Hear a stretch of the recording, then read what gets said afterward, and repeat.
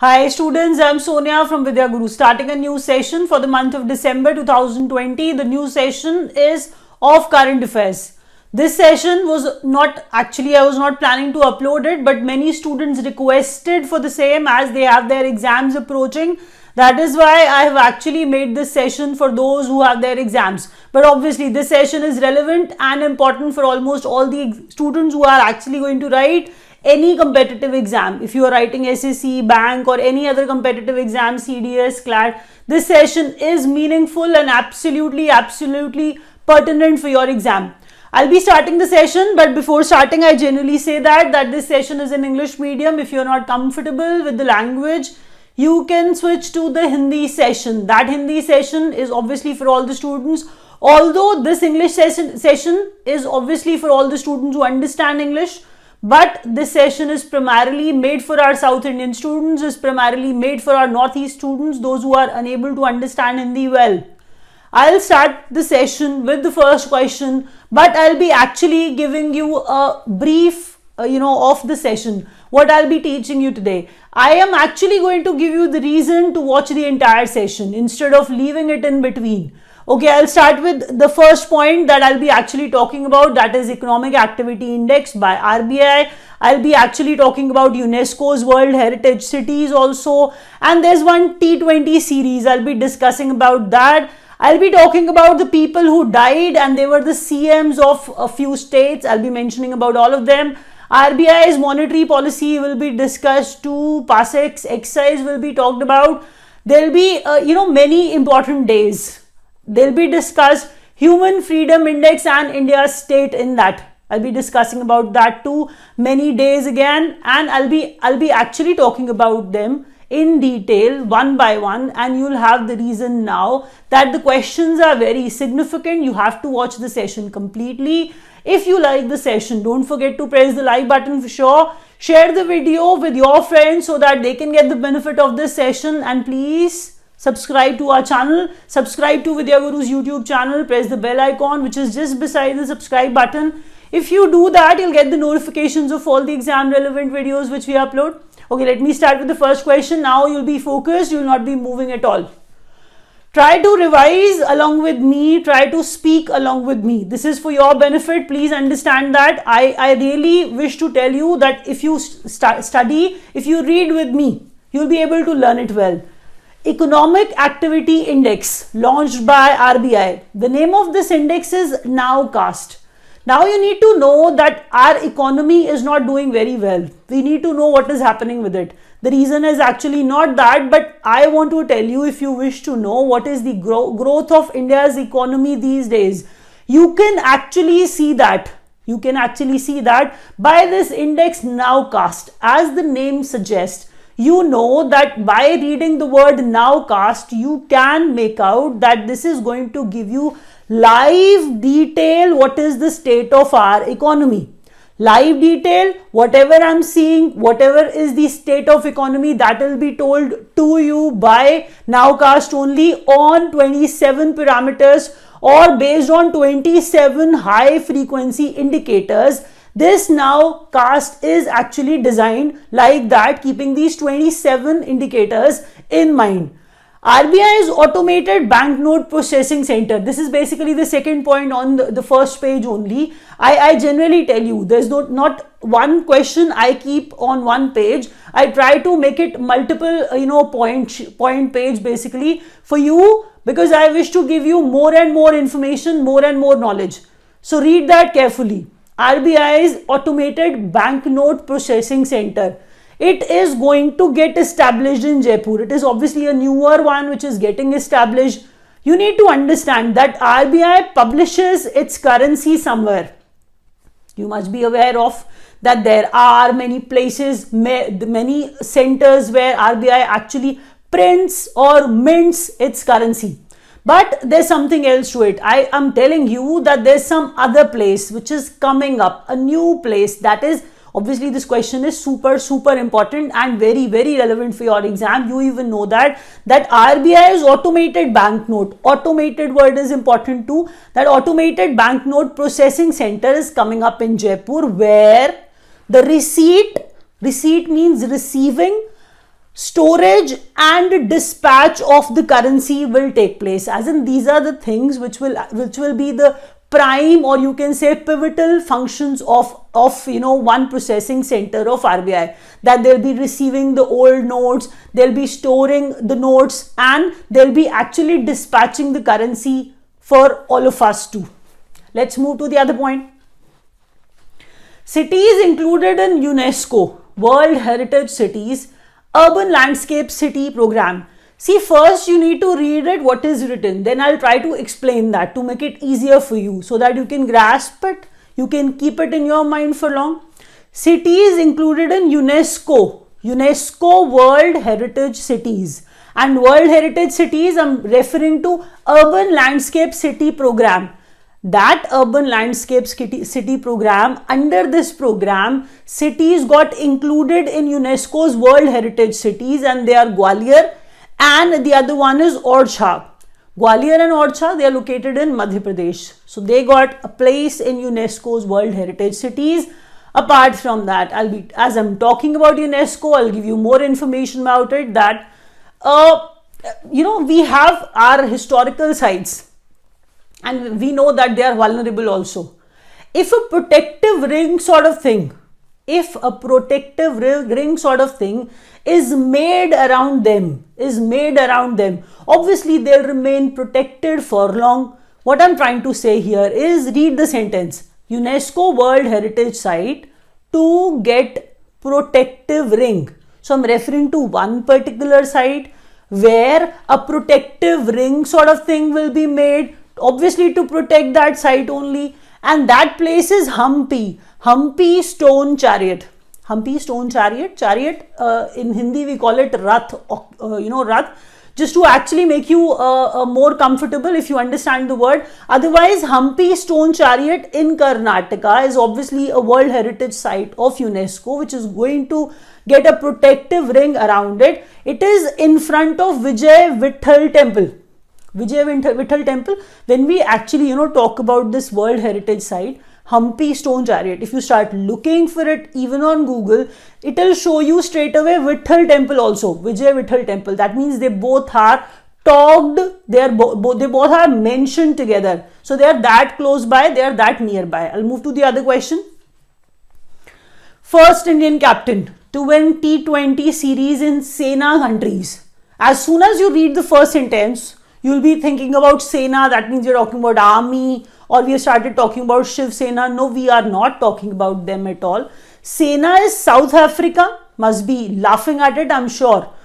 South Africa, England, New Zealand and Australia. That is actually the acronym of these four nations, where this fellow Virat Kohli, cricketer, he has actually become the first Indian cricketer, that means Indian captain, to win T20 series in the Sena countries. Sena countries, that means all these four nations, where this Virat Kohli, our Indian captain, he won T20 series as a captain, obviously in 4 of the nations. That's what I'm trying to explain here.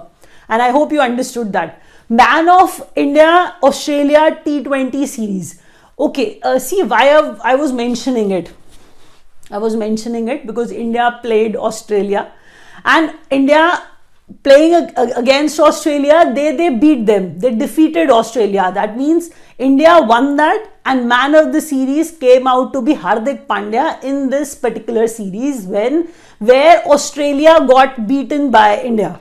So that is why I'm mentioning all of them. So don't forget the name of Hardik Pandya, who became the man of the India Australia T20 series in that series, and Virat Kohli has become the first Indian captain to win T20 series in these Sena countries. Okay, let's move to the other point. Now I'll be talking about a few people who died recently. So who have died recently, I'll be mentioning about their position, their post, their erstwhile post, that means the ranks which they were holding earlier. So I'll be starting with Tarun Gogoi. When I talk about Tarun Gogoi, I'm sure that you'll be able to guess that he belonged to Assam. Yes, you are absolutely right. Tarun Gogoi was the longest serving Chief Minister of Assam. He died recently. This page contains the names of those people who died recently, and I'm actually going to talk about them, what was their ranks. Because in your exams it happens that they ask you, they put up such questions in which they mention the name of the person and their category or their ranks they belong to. So I'll be talking about them one by one. The other person is Sanshuman Limbu. Sanshuman Limbu was a former chief minister of Sikkim. So Sanshuman Limbu was a former chief minister of Sikkim. Apart from that, Mridula Sinha. Mridula Sinha also died, was the first woman governor of Goa. So that also, the lady becomes important for you guys. Motilal Vohra was a former chief minister of Madhya Pradesh. So he even died recently. He is in news even these days. Let's move to the other point. I clubbed all those related questions together so that you'll be able to easily retain them. Initiative to train the farmers in primary cooperative societies in rural India, Sehkar Pragya. Okay, let me tell you one thing. In our rural areas, primary cooperative societies are there. In rural India, primary cooperative societies are there where the farmers are there. They are taking an initiative to train those farmers by or under Sehkar Pragya initiative, under Sehkar Pragya initiative or Sehkar Pragya scheme. Under this scheme, they will be training our farmers in primary cooperative societies in our rural nation, in our rural part of the nation. Ministry of Agriculture and Farmers Welfare, he has to be mentioned here. His name is Narendra Singh Tomar. I repeatedly tell you these names so that the names get framed in your mind and you will be able to handle such questions very easily. I was talking about agriculture, I was talking about farmers, so Narendra Singh Tomar had to be mentioned. Ministry of Agriculture and Farmers Welfare is headed by Narendra Singh Tomar. Let's move to the other question. Now we'll move to RBI's monetary policy. Now I'll be talking about monetary policy. That means bi-monthly policy review of RBI, in which you will see almost everything is the same. But I have to teach you that because the exams are approaching and you need to be aware of these rates. And whenever this review is there, whether something gets changed or not, I have to teach you. It is mandatory for me because such questions are asked. Repo rate is 4%, reverse repo rate is 3.35%, marginal standing facility and bank rate 4.25%. Their policies stance was kept accommodative, cash reserve ratio was 3%, statutory liquidity ratio is kept 18% only. So everything is almost the same. Let's move to the other point.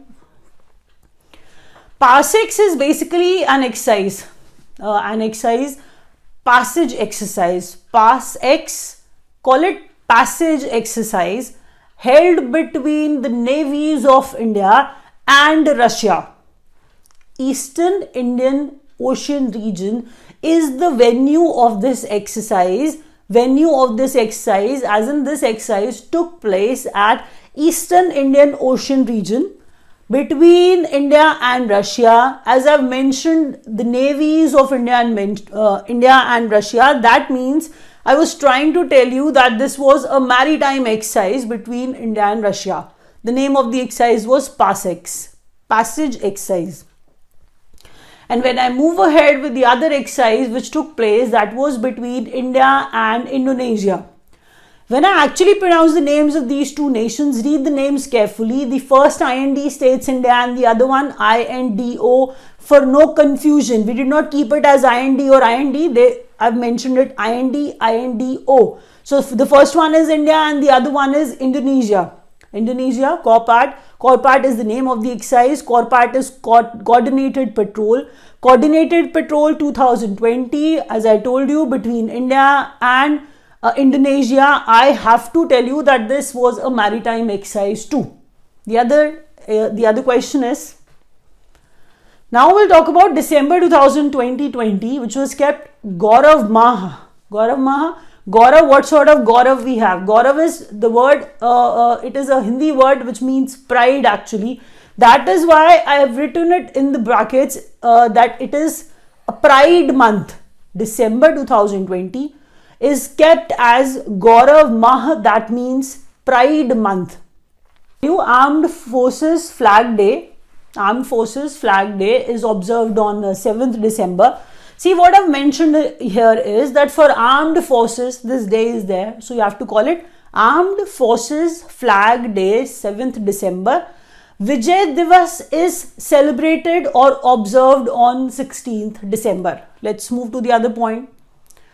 Now we'll talk about India's rank on Human Freedom Index. Opposition parties and many people have started writing that the India state has become terrible, that it was around 94 last year, now it has become 114. That means India fell to 17 positions down. So read this index carefully. The state of India is such. 111 is the rank of India out of 162 nations. The first rank was of New Zealand, and this report is published by Cato Institute. I'll repeat that. Human Freedom Index. Human Freedom Index. I am referring to Personal Freedom Index actually, where India's rank was 111, and the number one rank, who topped it? New Zealand topped it. Cato Institute prepares it. If you compare it with last year, obviously India fell in this index to many points actually. Let's move to the other point now. Museum commemorating Netaji Subhash Chandra Bose. Okay, first of all, I want to tell you, Netaji Subhash Chandra Bose's birthday is observed on 23rd of January. 23rd of January, that is his birth anniversary. So to commemorate him, to commemorate Netaji Subhash Chandra Bose, we are going to celebrate his 125th birth anniversary in Kolkata, West Bengal. A museum was made to commemorate that. I'll repeat that. A museum commemorating Netaji Subhash Chandra Bose 125th birth anniversary. That will happen in 2022, not now, because we'll be completing his 125th birth anniversary in the year 2022. That is important, not the next year, actually next to next year. So birth anniversary to come up in Kolkata, West Bengal. They have planned for 2022 as well. That is what was in the news. I'm actually, telling you that. Let's move to the other point. ASSOCHAM, Enterprise of the Century Award. It was actually given to a group. ASSOCHAM Enterprise of the Century Award was given to Tata Group. Tata Group, Ratan Tata himself received this award on behalf of Tata Group.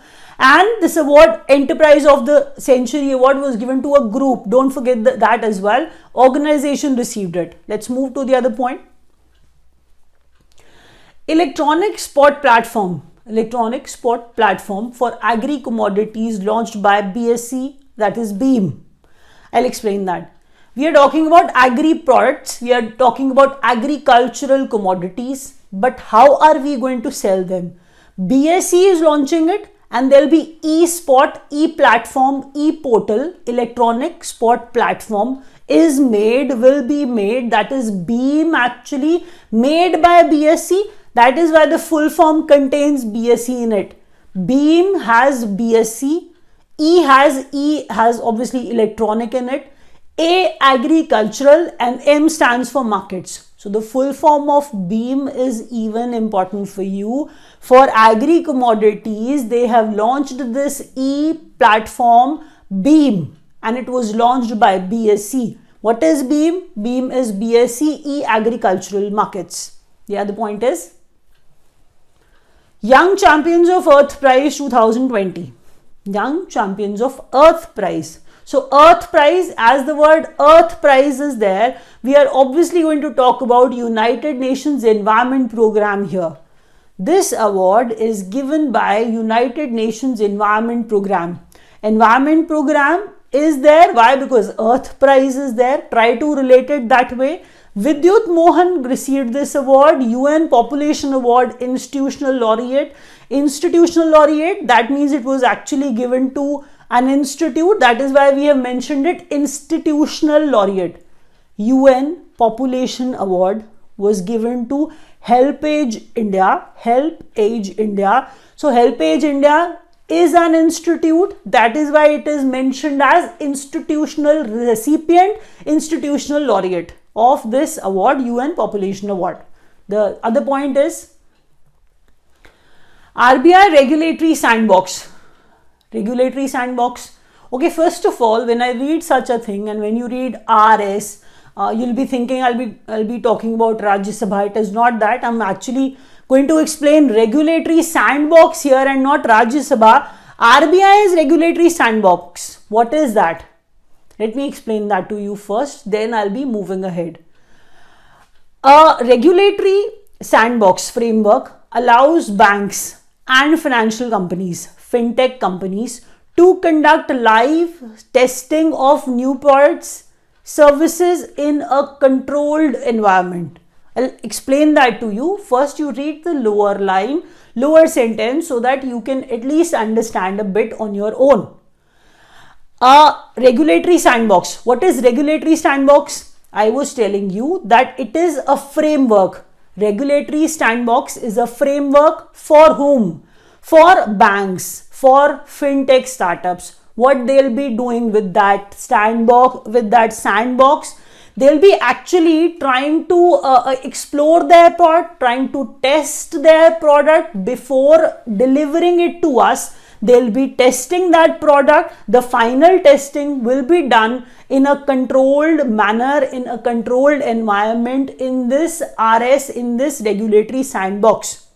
So this is for the live testing for banks, live testing of banks products, live testing of fintech products. They'll be testing their products. The final testing will be done. And that is actually meant in 3 stages for 3 groups. First cohort. When I write cohort, that means I'm talking about a group, similar sort of group. So first cohort, that means first group, has retail payments in it. The second group they made for this regulatory sandbox is cross-border payments. The third cohort, they have actually made it for MSME lending. These are the 3 segments, 3 groups they have actually made for the testing of or for this regulatory sandbox. So RBI regulatory sandbox, they've actually given to these 3 groups. Let's move to the other question. 19th Shanghai Cooperation Organization Council of Heads of Government meeting chaired by M. Venkaiah Naidu. And it becomes even more significant for us because India was hosting it. India was virtually hosting this Shanghai Cooperation Organization Summit. Meet was hosted by India. That is why M. Venkaiah Naidu, our Vice President, becomes important because actually he was attending that virtual meet on behalf of India. Obviously, he was doing the delegation. So, the edition was 19th. SCO is Shanghai Cooperation Organization. It was a summit, took place, conducted by hosted by India, and M. Venkaiah Naidu represented Indian government. Let's move to the other point. There's one luxury cruise service coming up, and I feel that you will not be able to relate it well, but this luxury cruise service will come up, and the name of this luxury cruise service will be Ramayan Luxury Cruise Service. And where else it is going to come up? Obviously in Uttar Pradesh, and river Saryu is the river where they are planning to bring this Ramayan Luxury Cruise Service. It will be launched on river Saryu. River Saryu, Uttar Pradesh. Ministry, independent charge as in Minister of Ports, Shipping and Waterways is Mansukh Mandavia. So Mansukh Mandavia is the Minister of Ports, Shipping and Waterways Ministry. And the next question is ISRO project to set up Space Situational Awareness Center. Netra is the name of that project under which ISRO project, Netra project, obviously Netra is from ISRO, and I was saying to be set up, and they are planning to actually set up this Netra space situational awareness center and network for space object tracking and analysis is the full form of the word Netra. Netra is network, NE network. Don't read it that every letter needs to have any full form, for it. Netra is NE network for space object, then T comes in TR, that is tracking, and A is for analysis. The full form is equally important. Netra Center, Space Situational Awareness Center Netra is the ISRO's project. The next question is, I'll be mentioning a few days for the month of December, 18th December, when we actually observe it as International Migrants Day. 23rd December, we observe it as National Farmers Day. Kisan Divas in Hindi. Chaudhary Charan Singh's birthday is 23rd December. His birth anniversary falls on 23rd December. Commemorating him. Obviously, Chaudhary Charan Singh, on his birthday, we celebrate Kisan Divas. So, National Farmers Day, 23rd December. Kisan Divas, 23rd December, mean the same. National Consumer Rights Day, 24th of December. National Consumer Rights Day is observed on 24th of December. Let's actually move to the other point.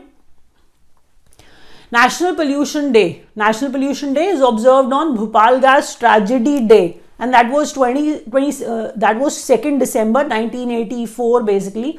So, Bhopal gas tragedy happened on 2nd December, commemorating that day, that sad, that terrible day. That is how we actually observe it as National Pollution Control Day. We are not spreading pollution, we are planning to control it. That is why National Pollution Control Day is observed on 2nd December.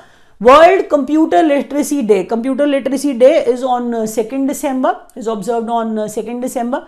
National Mathematics Day. National Mathematics Day is observed on 22nd December. The reason behind is that it is actually the birth anniversary of Srinivas Ramanujam. So, Srinivas Ramanujam's birthday falls on 22nd December. That day, on that particular day, we observe it as National Mathematics Day. The other question is, Asia's deepest gas field. Deepest gas field is R cluster. You must be thinking that I have not mentioned about it earlier, and you even have not heard much about it. The reason is they have found out gas. I'm referring to Reliance and British Petroleum. They were obviously, working in that area. They searched in that area. Now they finally found natural gas there. So Asia's deepest gas field is R cluster. The firms behind this R cluster, Reliance and British Petroleum, who were working in that area collectively. This place is basically, this R cluster is actually located in Krishna Godavari Basin. Krishna Godavari Basin is the place of Kakinada coast actually. So that area is the place where R cluster, satellites cluster and MJ, these deep water gas projects in Krishna Godavari D6 are about to start or about to come up. Let's wrap up here. As I generally say that if you understood the video, please press the like button. If you could not understand the video, you can actually switch to the Hindi session. Thank you so much.